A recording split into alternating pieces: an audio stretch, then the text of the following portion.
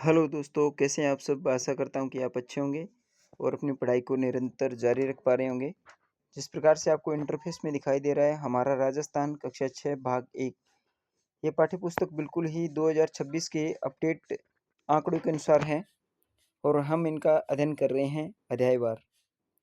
RBSE की मूल पाठ्यपुस्तकों की थीम के साथ में हम चल रहे हैं और जिस प्रकार से राजस्थान प्रतियोगी परीक्षाओं के बदलते पैटर्न के अनुसार जो आरपीएससी और कर्मचारी चयन चयन बोर्ड ने हाल ही के कुछ एग्जामों में अपने पैटर्न को चेंज किया है और उसका जो रिव्यू है वो हम हमारा राजस्थान और आरबीएससी की मूल पाठ्यपुस्तकें हैं उनमें से जो प्रश्न पुट आउट हो रहे हैं, तो इस वजह से हम इन पाठ्यपुस्तकों का अध्ययन कर रहे हैं। तो अब तक हमने इस पाठ्यपुस्तक के अध्याय 1, 2, 3 का अध्ययन कर लिया है। आज हम अध्याय नंबर 4 पर विस्तृत चर्चा करेंगे और इसको लाइन टू लाइन पढ़ने का प्रयास करेंगे। अगर आप चैनल पर पहली बार विजिट कर रहे हैं और हमारे एक पारिवारिक सदस्य के रूप में इस चैनल के साथ जुड़ रहे हैं, तो चैनल को सब्सक्राइब कर लीजिएगा और अपने दोस्तों के साथ में शेयर भी कीजिएगा। आपका एक सब्सक्रिप्शन हमें मोटिव करता है, प्रेरित करता है और इस तरह के नवाचार बनाने के लिए, इस तरह के नवाचार लाने के लिए प्रेरित करता है। तो आपसे रिक्वेस्ट रहेगी कि चैनल पर पहली बार विजिट कर रहे हैं तो चैनल को ज़रूर सब्सक्राइब करके जाइएगा। वीडियो पूरा देखिएगा क्योंकि आप अगर राजस्थान प्रतियोगी परीक्षाओं की मूलतः तैयारी कर रहे हैं, तो इन पाठ्यपुस्तकों का अ, अध्ययन करना बहुत ही उपयोगी है, बहुत ही ज़्यादा आवश्यक रहेगा। तो आज के इस टॉपिक में हम पढ़ेंगे हमारा राजस्थान इस मूल पाठ्यपुस्तक की अध्याय नंबर 4 को कवर अप कर लिया है। आज हमारा अध्याय है अध्याय नंबर 5। अब तक हमने राजस्थान के अध्याय नंबर 4 को कवर कर लिया, राजस्थान के प्राचीन सभ्यता स्थल। आज हम पढ़ेंगे आज़ादी से पूर्व सरकार का स्वरूप कैसा था। तो चलिए शुरुआत करते हैं आज के इस टॉपिक की। तो पढ़ते हैं अध्याय नंबर 5, आज़ादी से पूर्व सरकार का स्वरूप।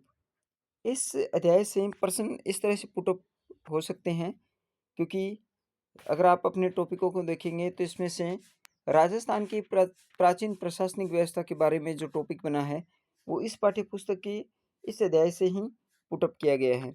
तो चलिए शुरुआत करते हैं आज के इस अध्याय की। रविवार का दिन था। दिशा अपनी माँ के साथ गांव के पनगढ़ पर पानी भरने गई।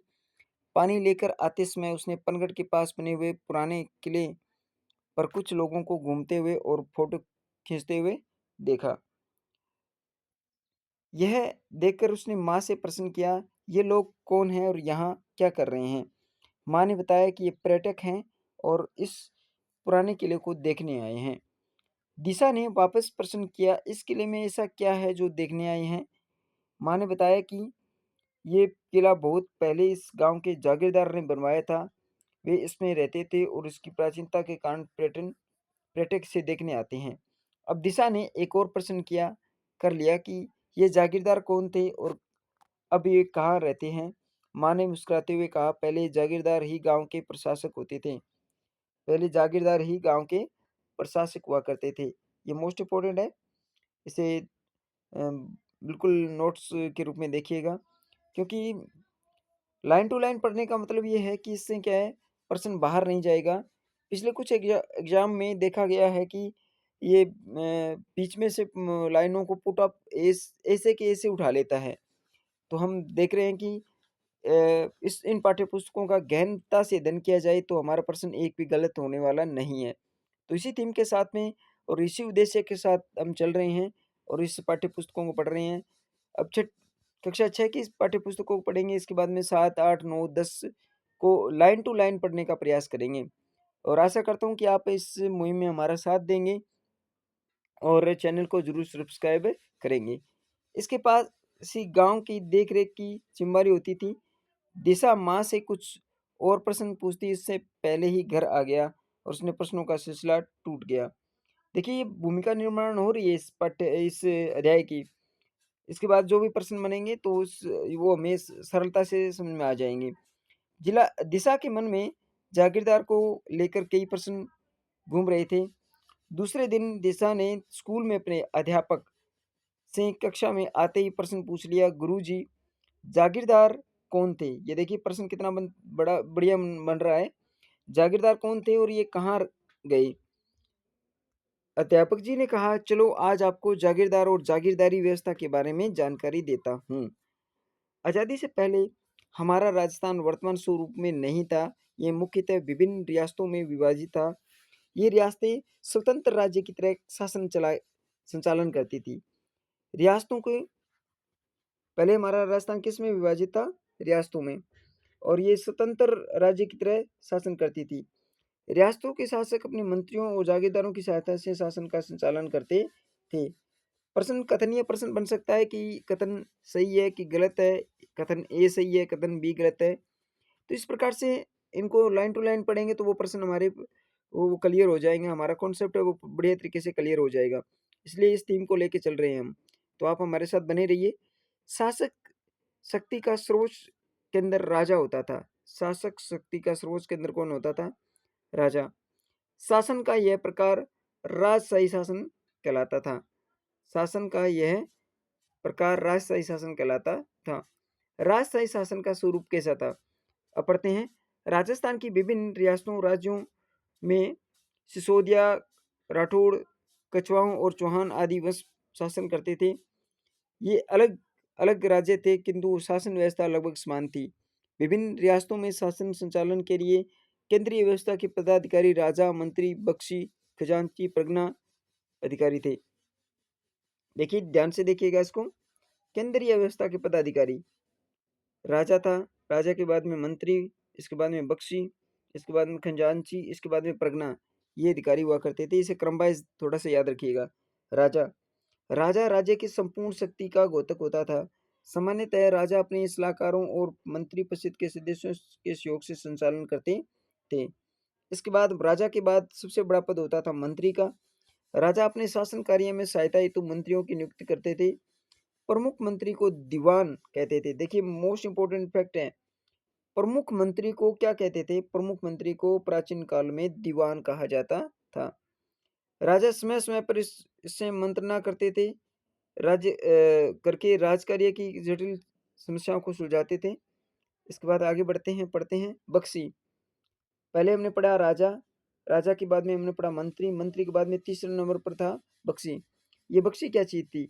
सेना को वेतन तथा सेना संबंधित अन्य कार्यों की जिम्मेदारी बख्शी की होती थी। मोस्ट इंपोर्टेंट फैक्ट है कि सेना को वेतन देने तथा सेना संबंधी अन्य कार्यों की जिम्मेदारी किसकी होती थी? तो इसमें चार ऑप्शन देगा, राजा की, मंत्री की, खजांची की और बख्शी की। तो सेना को वेतन देने का कार्य कौन करते थे? बख्शी करते थे। तो फिर खजांची क्या करते थे?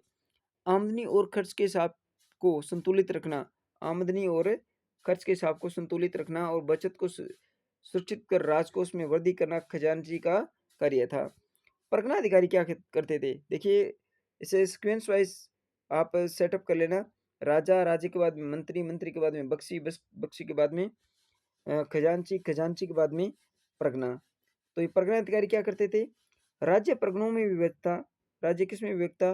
प्राचीन काल में राज्य किन में विभक्त था? प्रगणों में। तथा प्रगणों में शांति व्यवस्था बनाए रखने की जिम्मेदारी परगना अधिकारी की होती थी। ये देखिए मोस्ट इंपोर्टेंट है। परगना अधिकारी की व्यवस्था क्या होती थी? जिम्मेदारी होती थी वो राज्य में शांति, परगने में शांति व्यवस्था रखने की जिम्मेदारी किसकी होती थी? परगना अधिकारी की। ग्राम राज्य की सबसे छोटी इकाई होती थी। प्रशासनिक ढांचे को पढ़ रहे हैं हम। राजस्थान के प्राचीन प्रशासनिक ढांचे में ग्राम राज्य की सबसे छोटी इकाई होती थी। ग्राम का प्रशासक ग्राम पंचायतें करती थी। इसके बाद आगे बढ़ते हैं। जागीरदारी व्यवस्था क्या थी? एक व्यवस्थित राज्य के लिए प्रशासनिक व्यवस्था अनिवार्य तत्व है। राजस्थान के मध्यकाल का संपूर्ण शासन तंत्र राजा और जागीरदारी व्यवस्था पर आधारित था। राजस्थान की जागीरदारी व्यवस्था रक्त संबंध और कुलीन भावना पर, देखिए मोस्ट इंपोर्टेंट है, राजस्थान की जागीरदारी व्यवस्था किस पर थी? रक्त संबंध पर और कुलीन भावना पर आधारित प्रशासनिक और सैनिक व्यवस्था थी। देखिए ये सैनिक व्यवस्था थी। जागीरदारी कैसी व्यवस्था थी? सैनिक व्यवस्था थी।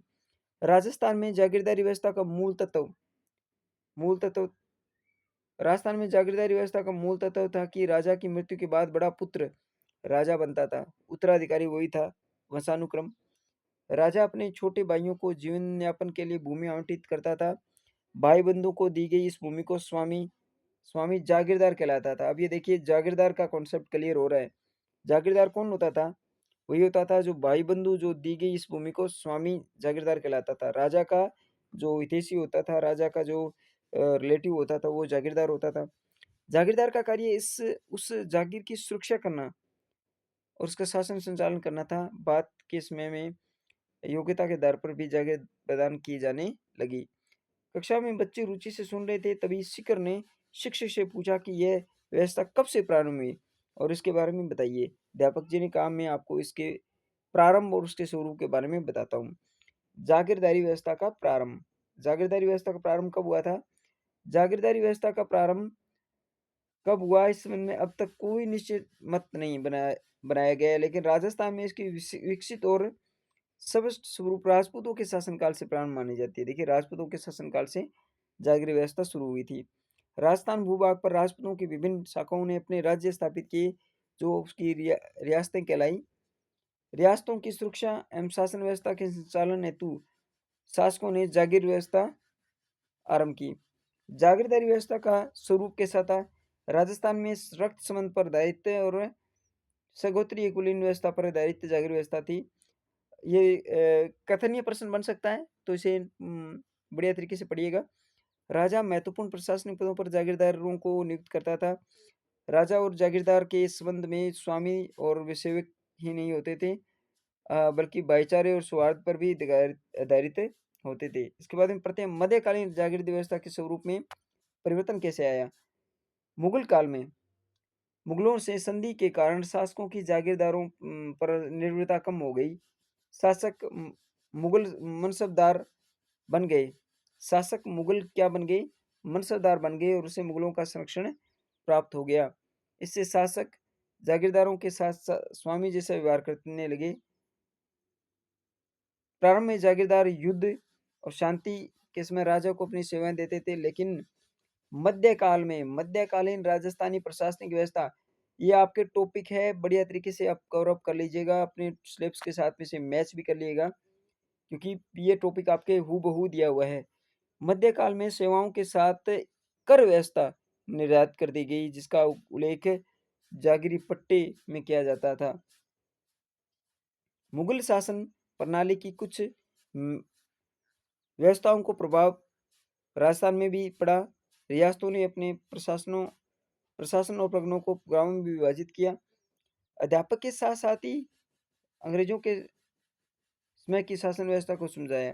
अध्यापक ने साथ साथ ही अंग्रेजों की जो शासन व्यवस्था उसको भी समझा दिया। देखिए अंग्रेजों का शासन कैसा था। अंग्रेजों का शासन इस प्रकार से था। अंग्रेज अंग्रेजी राज्य व्यवस्था की स्थापना के साथ ही भारत प्रशासनिक दृष्टि से दो भागों में विभाजित हो गया। अंग्रेजी राज्य की स्थापना के साथ ही भारत कितने प्रशासनिक भागों में बंट गया? दो भागों में। पहला ब्रिटिश भारत, दूसरा रियासती भारत। ब्रिटिश कालीन भारत केंद्र शासित प्रदेशों और 11 प्रांतों में बटा था। अंग्रेजों के समय भारत वो किस में बटा था? 11 प्रांतों में बटा था। सभी प्रांतों को अलग अलग गवर्नर थे, जो कि भारत के गवर्नर जनरल के प्रति उत्तरदायित्व थे। 1857 के बाद ईस्ट इंडिया कंपनी का शासन समाप्त हो गया। अब भारत के प्रशासन का सीधा नियंत्रण इंग्लैंड के ताज और 1857 की क्रांति के बाद में भारत के प्रशासन का नियंत्रण कहाँ चला गया? इंग्लैंड के ताज और संसद के नियंत्रण में चला गया। लॉर्ड कैनिंग को गवर्नर जनरल के साथ साथ भारत का प्रथम वायसराय। भारत के प्रथम वायसराय कौन थे? प्रथम वायसराय थे लॉर्ड कैनिंग। अंग्रेज सरकार द्वारा विभिन्न अधिनियम पारित करके भारत का शासन संचालन किया जाने लगा। 1935 का भारत सरकार अधिनियम 1 अप्रैल 1937 को लागू किया गया था। मोस्ट इंपोर्टेंट फैक्ट है, भारत सरकार अधिनियम 1935 भारत में कब लागू हुआ?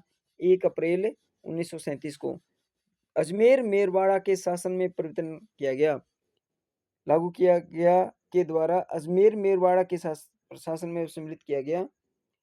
अब इसे विदेश व राजनीतिक विभाग के स्थान पर भारत सरकार के गृह विभाग के अंतर्गत लाया गया। गृह विभाग के अंतर्गत आने का मुख्य प्रभाव यह हुआ कि अब इन क्षेत्र के सभी कानून संघीय कार्यपालिका द्वारा बनाए जाने के लिए गवर्नर जनरल द्वारा बनाए जाने लगे। देश की आज़ादी के बाद राजस्थान के एकीकरण की प्रक्रिया शुरू हुई। राजस्थान की प्रथम विधानसभा 1952 में चुनाव हुआ। राजस्थान की प्रथम विधानसभा का चुनाव कब हुआ था? पहला 1952 में। और टीकाराम पालीवाल प्रथम निर्वाचित मुख्यमंत्री बने। राजस्थान के प्रथम निर्वाचित मुख्यमंत्री कौन बने थे? टीकाराम पालीवाल। और पहली विधानसभा का गठन 1952 में किया गया। तो ये थे आज के कुछ महत्वपूर्ण प्रश्न। जागीर पट्टा क्या होता है? वह पत्र जिसमें शासक द्वारा प्रदान की गई जागीर का उल्लेख होता है। मनसबदारी क्या होती है? मुगल काल में प्रचलित एक प्रशासनिक प्रणाली मनसबदारी है। और अभ्यास करते हैं। सेना को वेतन देने वाले, ऊपर पढ़ा था हमने, सेना को वेतन देने और सेना संबंधी अन्य कार्यों की जिम्मेदारी होती थी किसकी? बख्शी की हुआ करती थी कि राजा की? प्रधान की तो नहीं हुआ करती थी, राजा की भी नहीं हुआ करती थी। अब बात करते हैं खजांची और बख्शी में। और तो इसमें किसकी हुआ करती थी? बख्शी की हुआ करती थी। सेना को वेतन और देने की व्यवस्था जो थी। राजस्थान के प्रथम निर्वाचित मुख्यमंत्री कौन थे? टीकाराम पालीवाल। और इसके बाद पढ़ते हैं ग्राम। राज्य की सबसे छोटी इकाई, राज्य की सबसे छोटी इकाई ग्राम थी। मनसबदारी, मुगल कानूनी प्रशासनिक व्यवस्था। और जागीर पट्टा क्या? वह पत्र जिसमें शासक द्वारा प्रदान की गई जागीर का उल्लेख मिलता है। तो ये थे आज के प्रश्न। और आज के अध्याय में हमने पढ़ा राजस्थान की जो प्रशासनिक व्यवस्था है, जो मुगल कालीन, जो मध्यकालीन और प्राचीन कालीन राजस्थान की व्यवस्था थी, उसको बढ़िया तरीके से कवर अप किया। आशा करता हूँ कि वीडियो अच्छा लगा होगा। और इसी वीडियो के साथ में हम इस वीडियो को देते हैं विराम और मिलते हैं एक नेक्स्ट टॉपिक के साथ, एक नए अध्याय के साथ।